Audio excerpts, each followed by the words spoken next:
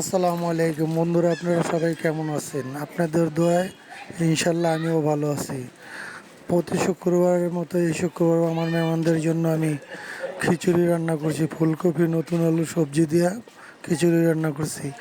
আমি আপনাদের কাছে একটা রিকোয়েস্ট করি, আমার মতো প্রতি মহল্লায় একটা করে মেহমান খুইলা অসহায় মানুষের খাবারের আয়োজন করেন।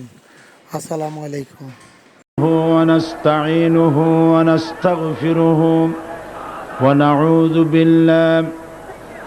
ونعوذ بالله من شرور أنفسنا ومن سيئات أعمالنا.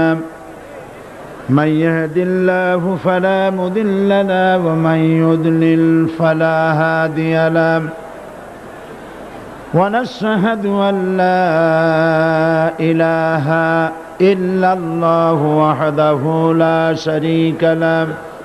ونشهد أن سيدنا وحبيبنا ومولانا محمدا عبده ورسوله الذي أرسله بالحق بشيرا ونذيرا وداعيا إلى الله بإذنه وسراجا منيرا.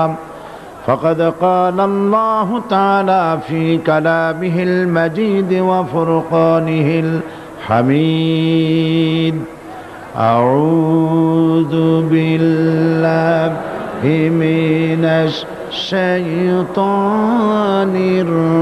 الرجيم. بسم الله الرحمن الرحيم. إن الله وملائكته يصلون على النبي يا أيها الذين آمنوا صلوا عليه وسلموا تسليما. اللهم صل على مولانا محمد وعلى آل سيدنا مولانا محمد. প্রাণ খুলে মহব্বতের সাথে সবাই পড়েন আল্লাহুম্মা সাল্লি আলা مولانا محمد وعلى آل سيدنا مولانا محمد. بلغ العلا بكماله كشف الدجى بجماله حسنت جميع خصاله. صلوا عليه